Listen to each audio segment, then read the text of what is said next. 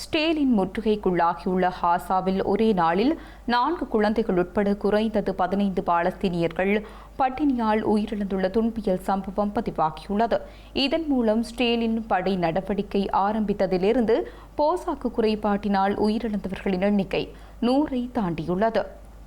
ஹாசா மீதான ஸ்டேலின் தாக்குதலில் கடந்த 24 மணித்தியாலங்களில் குறைந்தது 81 பேர் பலியாகியுள்ளனர். இவர்களில் 31 பேர் மனிதாபிமான உதவிகளை பெறுவதற்கு சென்ற பாலஸ்தீனியர்கள் என தெரிவிக்கப்பட்டுள்ளது. இந்த நிலையில் இதுவரை 80 குழந்தைகள் உட்பட 101 பேர் பட்டினியால் உயிரிழந்துள்ளதாக அதிகாரிகள் கூறியுள்ளனர். பெரும்பாலான உயிரிழப்புகள் கடந்த சில வாரங்களுக்குள் இடம்பெற்றுள்ளன. குழந்தையின் தாயார் உணவு உட்கொள்ளாததால் தாய்ப்பால் கொடுக்க முடியவில்லை எனவும், குடும்பத்தினரால் குழந்தைக்கு உணவளிக்க பால்மா கூட கிடைக்கவில்லை எனவும் உயிரிழந்த குழந்தையொன்றின் உறவினர் கூறியுள்ளார். அண்மை காலமாக இடம்பெறும் அளவற்ற மரணங்கள் மற்றும் அழிவுகள் திகிலூட்டும் வகையில் உள்ளதாக ஐக்கிய நாடுகள் சபையும் கூறியுள்ளது. இதனிடையே அமெரிக்காவின் ஆதரவுடனான ஸ்டேலின் மனிதாபிமான உதவி வழங்கல் நடவடிக்கை மூலம் உதவிகள் மக்களை சென்றடைவதில் பாரிய பிரச்சினைகள் நீடிக்கின்றது. உணவுகளை பெற்றுக்கொள்ள முண்டியடித்த மக்கள் மீதான ஸ்டேலின் தாக்குதலில் 1000க்கும் அதிகமான பாலஸ்தீனியர்கள் பலியாகியுள்ளதாக ஐக்கிய நாடுகள் சபை கூறியுள்ளது. 2.3 மில்லியன் மக்கள் வசிக்கும் காசாவில் திகிலூட்டும் சம்பவங்கள் இடம்பெற்று வருவதாக